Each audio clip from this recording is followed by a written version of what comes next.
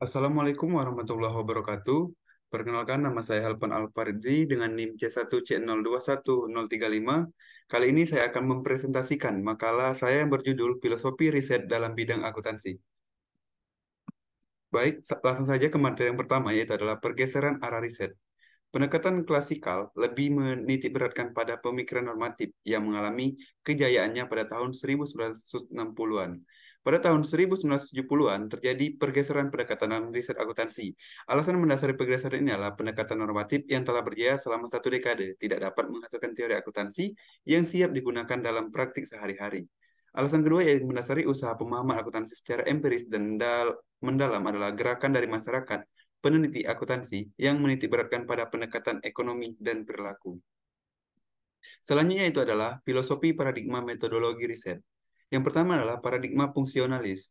Paradigma fungsionalis ini sering disebut fungsionalis struktural atau struktural fungsionalis atau kontingensi rasional atau biasa kita kenal rasional kontingensi. Paradigma ini merupakan paradigma umum, bahkan sangat dominan digunakan dalam riset akuntansi dibandingkan paradigma lain sehingga disebut paradigma fisik yang menganggap bahwa realitas objektif berada secara bebas dan terpisah di luar diri manusia. Realitas diukur, dianalisis, dan digambarkan secara objektif. Konsekuensinya adalah jarak antara objek dan subjek. Yang kedua adalah paradigma interpretif. Paradigma ini juga disebut interaksionalis subjektif yang mana pendekatan alternatif ini berasal dari filsuf Jerman yang menitikberatkan pada peranan bahasa, interpretasi, dan pemahaman dalam ilmu sosial. Sementara itu, menurut Burrell dan Morgan, paradigma ini menggunakan cara pandang para nominalis yang melihat realitas sosial sebagai sesuatu yang hanya merupakan label, nama, atau konsep yang digunakan untuk membangun realitas. Selanjutnya yaitu adalah yang ketiga, paradigma strukturalisme radikal. Pendekatan ini berfokus pada konflik mendasar sebagai dasar dari hukuman kelas dan struktur pengendalian, serta memperlakukan dunia sosial sebagai objek eksternal dan memiliki hubungan terpisah dari manusia tertentu. Riset-riset yang diklasifikasikan dalam paradigma strukturalisme radikal adalah riset yang didasarkan pada teori Marxisme tradisional. Selanjutnya itu adalah paradigma humanis radikal. Riset-riset akan diklasifikasikan dalam paradigma radikal jika didasarkan pada teori kritis dan Frankfurt School dan Habermas.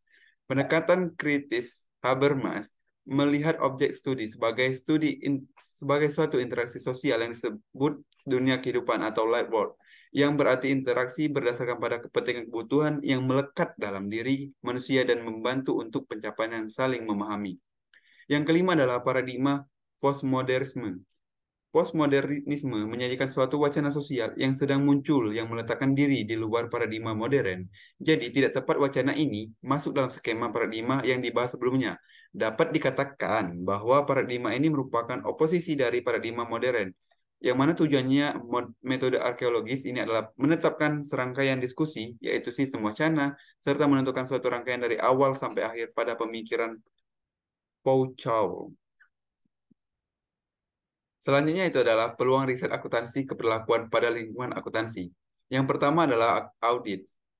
Suatu tinjauan atas artikel riset akuntansi keberlakuan selama tahun 1990 sampai 1991 menunjukkan penekanan pada kekuatan dalam pembentukan keputusan yang merupakan karakteristik dari sebagian besar riset akuntansi keberlakuan.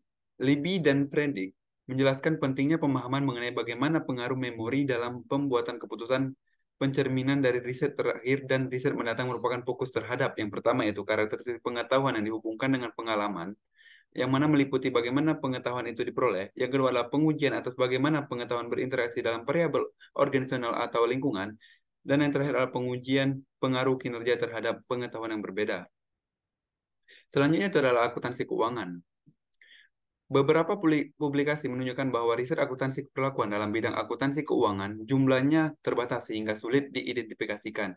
Artinya, secara jelas, penting riset akuntansi keuangan yang berbasis pasar modal dibandingkan dengan audit menunjukkan kurang kuatnya permintaan eksternal terhadap riset akuntansi keperlakuan dalam bidang keuangan. Yang ketiga yaitu adalah akuntansi manajemen. Riset akuntansi keperlakuan dalam bidang akuntansi manajemen cenderung fokus pada variabel lingkungan dan organisasional, yang mengandalkan teori agensi, seperti intensif dan variabel asimetri informasi. Domain pengetahuan khususnya merupakan karakteristik akuntansi manajemen dan si pembuat keputusan yang menggunakan akuntansi manajemen. Dengan variabel lingkungan organisasi yang menyarankan perluasan riset akuntansi keperlakuan dalam bidang akuntansi manajemen dengan variabel-variabel tersebut yang meliputi interaksi dengan variabel kognitif. Riset akuntansi keperlakuan dalam bidang akuntansi manajemen hanya merupakan subbidang akuntansi yang telah memperluas pengujian dari pengaruh fungsi akuntansi terhadap perilaku. Yang keempat adalah sistem informasi manajemen. Keterbatasan riset akuntansi keperlakuan dalam bidang sistem informasi akuntansi adalah kesulitan membuat generalisasi meskipun berdasarkan pada studi sistem akuntansi yang lebih awal sekalipun. Informasi akan mendorong penggunaan keunggulan teknologi saat ini, pencitraan data, jaringan, dan akses dan dinamis melalui sistem pengoperasian menyarankan pertimbangan atas perluasan riset akuntansi keperlakuan dalam bidang sistem akuntansi.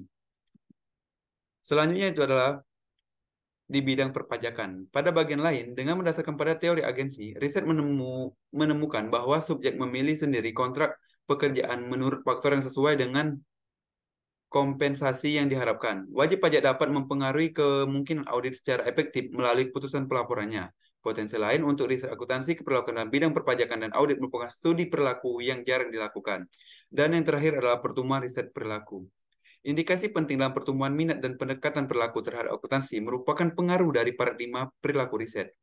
Dickman memilih untuk menentukan persentase penulisan dan artikel yang terbitkan oleh jurnal utama, yaitu Journal of Accounting Research dan The Accounting Review, terhadap beberapa kombinasi dari 3 faktor utama berikut. Yang pertama, para peneliti yang menggunakan paradigma perilaku menghasilkan lebih banyak artikel yang terbitkan oleh kedua jurnal di atas.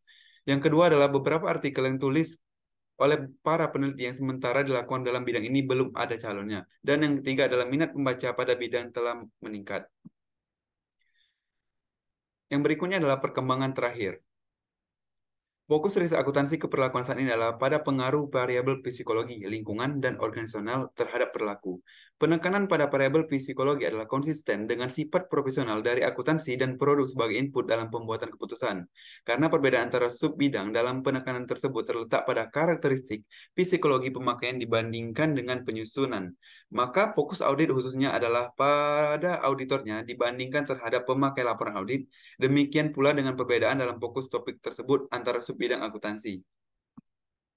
Baik, untuk materi yang terakhir yaitu adalah teori keperlakuan tentang perusahaan. Teori organisasi modern berkaitan dengan perilaku perusahaan sebagai suatu kesatuan pemahaman kegiatan perusahaan dan alasan anggotanya.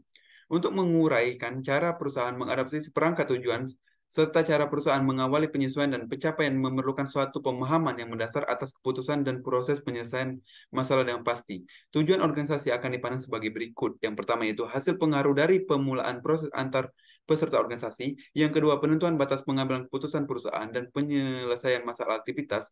Dan yang terakhir adalah perannya di dalam sistem pengawasan internal adalah untuk memotivasi peserta di mana derajat tingkat kepuasan kerja anggota akan diuraikan dalam kaitannya dengan tujuan pribadi mereka yang saling tumpang tindih dengan tujuan organisasi. Dana sebagai sejauh mana karyawan memandang perusahaan sebagai hal yang membantu penerimaan tujuan pribadi mereka. Mungkin itu saja materi yang dapat saya sampaikan. Saya akhiri video ini dengan wassalamualaikum warahmatullahi wabarakatuh.